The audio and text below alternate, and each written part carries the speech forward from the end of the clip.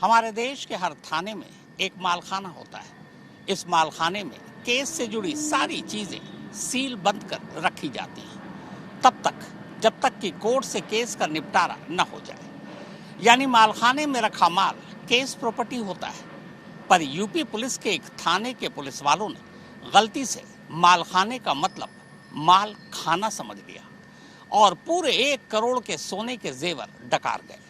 फिर जब केस खत्म होने के बाद सोने के जेवर का असली मालिक थाने पहुंचा तो उससे कहा गया कि सोना छत पर धूप में सुखाने के लिए रखा था और सारा सोना बंदर ले गए। ये उत्तर प्रदेश के लखीमपुर खीरी डिस्ट्रिक्ट में मौजूद थाना कोतवाली सदर है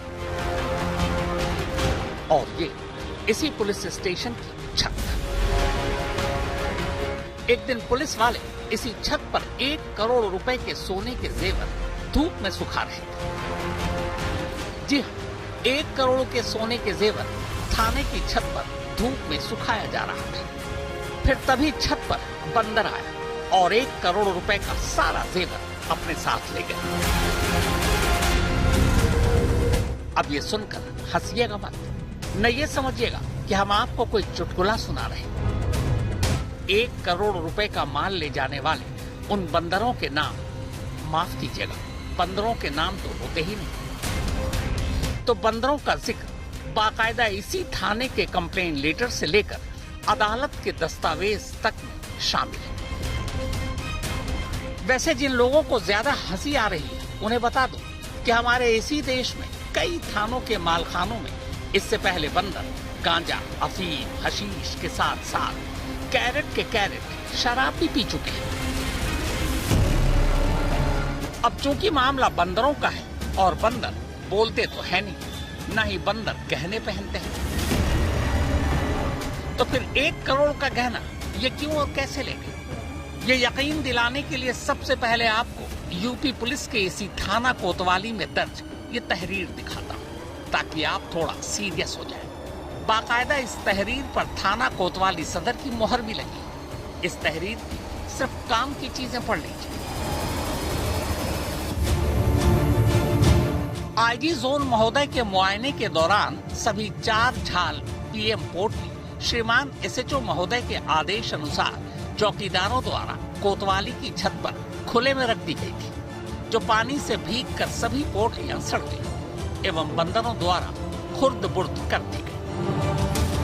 अगर कोतवाली सदर थाने में दर्ज इस तहरीर यानी इस कानूनी दस्तावेज पर भी आपको भरोसा नहीं तो चलिए यूपी पुलिस की तरफ से जारी इस प्रेस नोट को ही पढ़वा देता हूँ।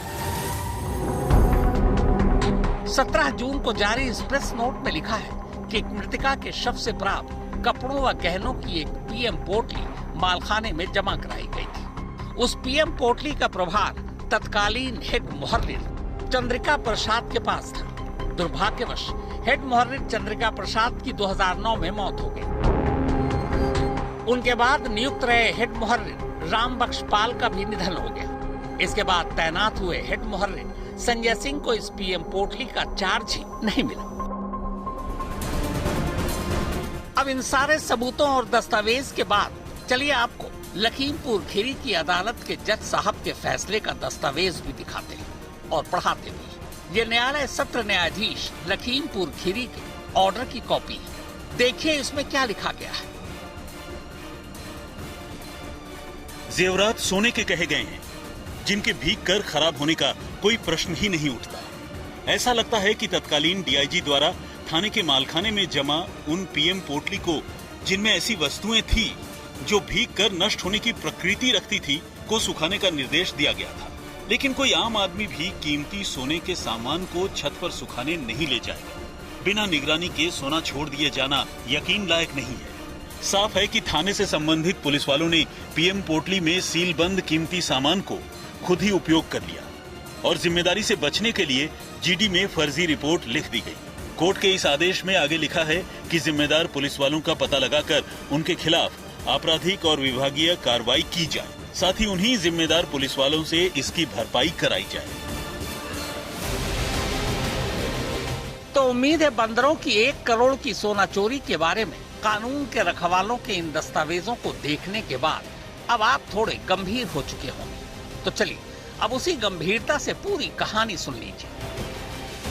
यह मुदित कुमार अग्रवाल है। 2007 में ठीक दीपावली के दिन इनकी पत्नी आभा रानी ने खुदकुशी कर ली थी।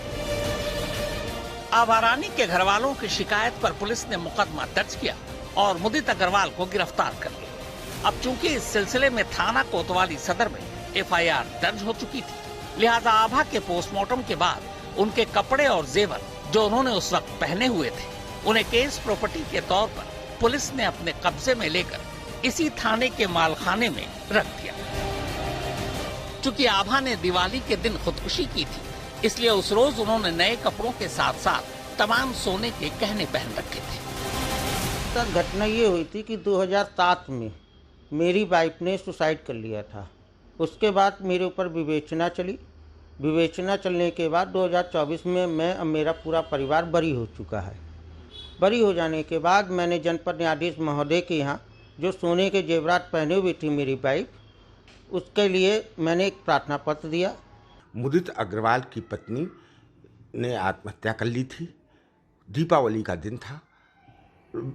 उसी दीपावली के दिन आत्महत्या की थी, जो काफ़ी ज्वेलरी पहने हुए थी। पीएम होने के बाद वो ज्वेलरी सदर मालखाना में रखवाई गई। जब इस मुकदमे का निर्णय हो गया, उसके पश्चात इसमें रिलीज प्रार्थना पत्र डाला गया।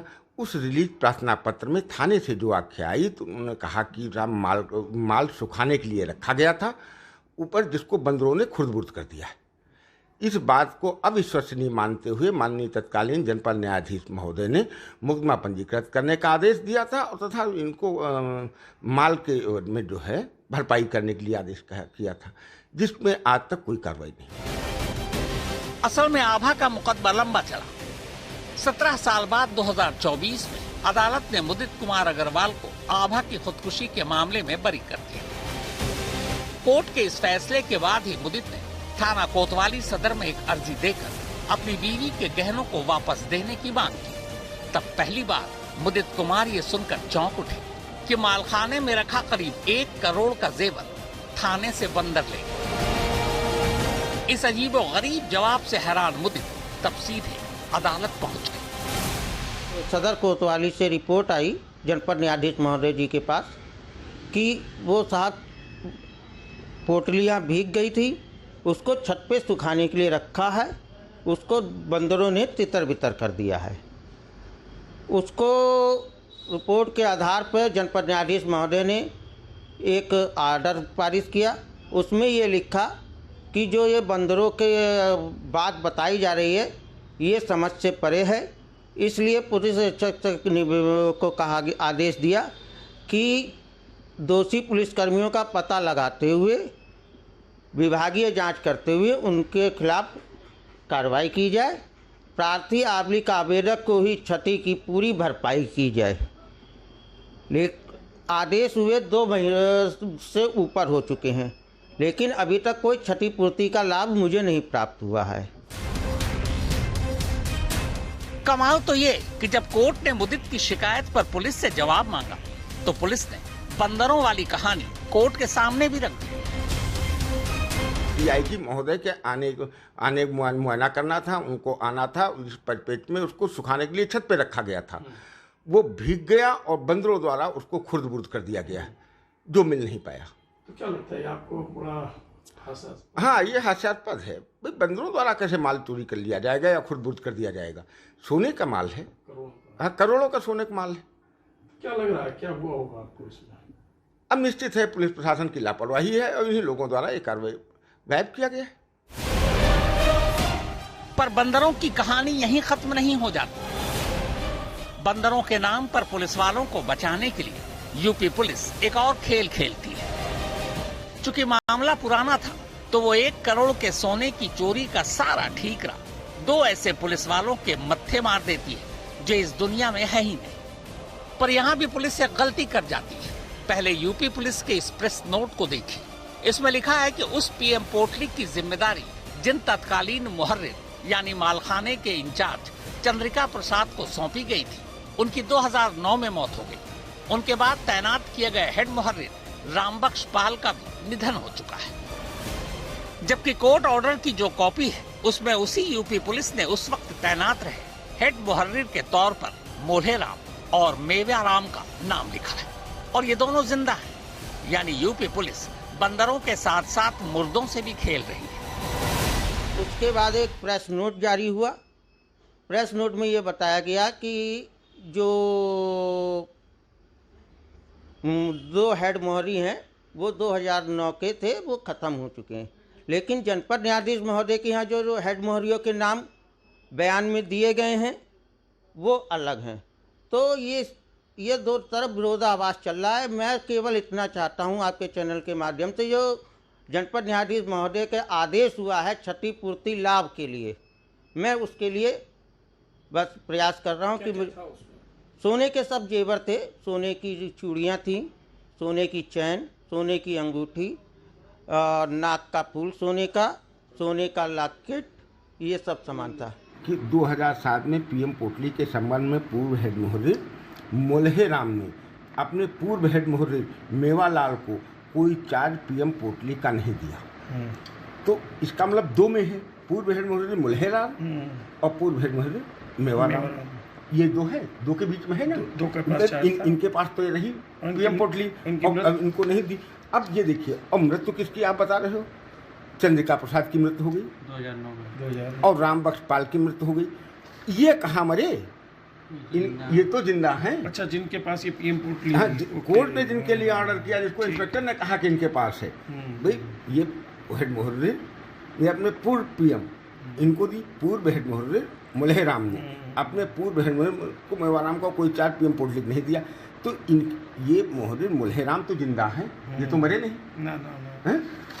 आप तो ये कह रहे हो मोहर्रिर चंद्रिका प्रसाद और मोहर्रिर राम बख्श, ये 2 मरे, जो इनकी अगर ये रिपोर्ट सही मान ली जाए, जो इस पर प्रेस नोट जारी किया।